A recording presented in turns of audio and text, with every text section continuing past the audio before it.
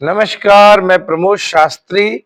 आइए जया एकादशी, माघ महात्म के जया एकादशी की व्रत कथा सुनाने के लिए जा रहा हूं। धर्मराज युधिष्ठिर कहने लगे कि हे भगवान, आपने माघ के कृष्ण पक्ष के सरतिला एकादशी का अत्यंत सुंदर वर्णन किया। आप स्वेदज, अंडज, उद्भिज, जटायुज चारों प्रकार के जीवों के उत्पन्न, पालन तथा नाश करने वाले हैं।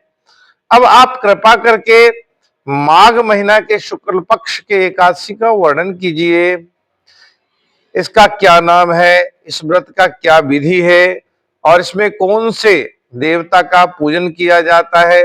तब भगवान कृष्ण कहने लगे कि हे राजन, हे युधिष्ठिर, सुनो, इस एकादशी का नाम है जया एकादशी। इस व्रत को करने से मनुष्य ब्रह्म हत्या जैसे पाप भी उसके छूट जाते हैं और परम मोक्ष को प्राप्त करता है। इसके प्रभाव से भूत, पिशाच आदि योनियों से मुक्ति मिल जाती है। इस व्रत को विधि पूर्वक करना चाहिए। अब मैं तुमसे पद्म पुराण में जो कहा गया है, जो इस जया एकादशी के क्या महिमा है, विस्तार से बतला रहा हूं। देवराज इंद्र स्वर्ग में राज करते थे और अन्य सब देवगण सुखपूर्वक स्वर्ग में रहते थे। एक समय इंद्र अपनी इच्छा के अनुसार नंदन वन में अप्सराओं के साथ विहार कर रहे थे और गंधर्व गान कर रहे थे। उस गंधर्वों में प्रसिद्ध पुष्पदंत तथा उसकी जो कन्या है पुष्पवती और चित्रसेन तथा उसकी स्त्री मालिनी, मालिनी का पुत्र पुष्पवान और उसका पुत्र माल्यवान भी उपस्थित थे। तो पुष्पवती गंधर्व कन्या माल्यवान को देखकर मोहित होने लगी और माल्यवान पर काम बाण चलाने लगी और उसने अपने रूप, लावण्य, हाव भाव से माल्यवान को अपने वश में करने लगी। तो हे राजन, वह पुष्पवती अत्यंत सुंदर थी। अब वे देवराज इंद्र को प्रसन्न करने के लिए गान कर रही थी, परंतु परस्पर मोहित हो जाने के कारण क्या हुआ, उसका चित्त भ्रमित हो गया और उनके ठीक प्रकार से गाने में उनका स्वर बिगड़ गया, ताल ठीक नहीं रहा। तो उसके प्रेम को समझ करके इंद्र देवराज वह श्राप दे दिए। कहने लगे, उसने कहा कि हे मूर्खों, तुमने मेरी आज्ञा का उल्लंघन किया है। अब तुम दोनों स्त्री पुरुष के रूप में मृत्युलोक में चले जाओ और पिशाच बन रूप धारण करके और कष्ट को भोगो।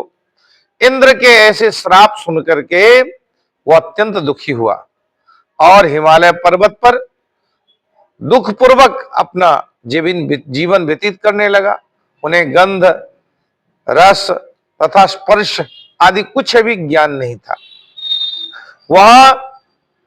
वह उनको महान दुख प्राप्त हुआ। उन्हें एक क्षण के लिए भी निद्रा नहीं आती थी। उस जगह पर अत्यंत शीत थी, बहुत ठंड थी और इससे उसके शरीर रोमांच हमेशा रहते थे, दांत कटकटाते रहते थे। एक दिन पिशाच ने अपनी स्त्री से कहा कि पिछले जन्म में हमने कौन से पाप किया था जो इतना दुख भोग रहे हैं, जिससे हमारी ये दुखदाई पिशाच योनि मिली है। इस पिशाच योनि से तो नरक मुझे मिल जाता, नरक का दुख भोग लेता तो भी ये इससे उत्तम था। अतः हमें अब कौन सा ये उपाय करना चाहिए जिससे हमारे पाप का प्रायश्चित हो जाए। इस प्रकार विचार कर रहे थे।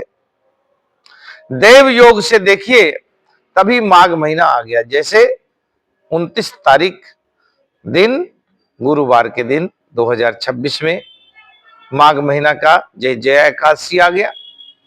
जया एकादशी आ गई तो उस दिन उन्होंने कुछ भी भोजन नहीं किया, ना कोई पाप किया, केवल फल फूल खा करके किसी तरह से जो है जीवन व्यतीत किया, दिन भर व्यतीत किया।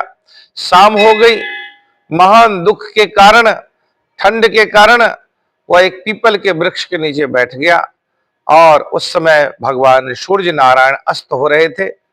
उस रात अत्यंत ठंड थी, तो इस कारण ये दोनों शीत के मारे अति दुखी हो गए, मृतक के समान आपस में लिपटे चिमटे रह गए। उस रात्रि को उसे नींद नहीं आई। हे राजन, जया एकादशी की उपवास और रात्रि के जागरण के दूसरे दिन प्रभात होते ही उसकी जो पिशाच की योनि थी वो छूट गई और अत्यंत सुंदर गंधर्व अप्सरा का रूप धारण करके, सुंदर वस्त्र आभूषणों से अलंकृत होकर के, और उन्होंने स्वर्ग लोक के तरफ प्रस्थान किया। उस समय आकाश मार्ग में से देवता लोग, गंधर्व लोग स्तुति करने लगे। देवता लोग उनके पुष्प वृष्टि करने लगे, उनकी स्तुति करने लगे। स्वर्गलोक में जाकर के इन दोनों ने देवराज इंद्र को प्रणाम किया। तब इंद्र उनको पहले जैसे सुंदर स्वरूप को देखकर आश्चर्यचकित हो गया और पूछने लगा कि हे पिशाच, तुम किस प्रकार से पिशाच योनि को छुटकारा पाया, सो मुझे बतलाओ। तब माल्यवान बोला कि हे देवराज इंद्र, भगवान विष्णु की कृपा से जया एकादशी के व्रत के प्रभाव से हमारे ये पिशाच योनि छूट गई है।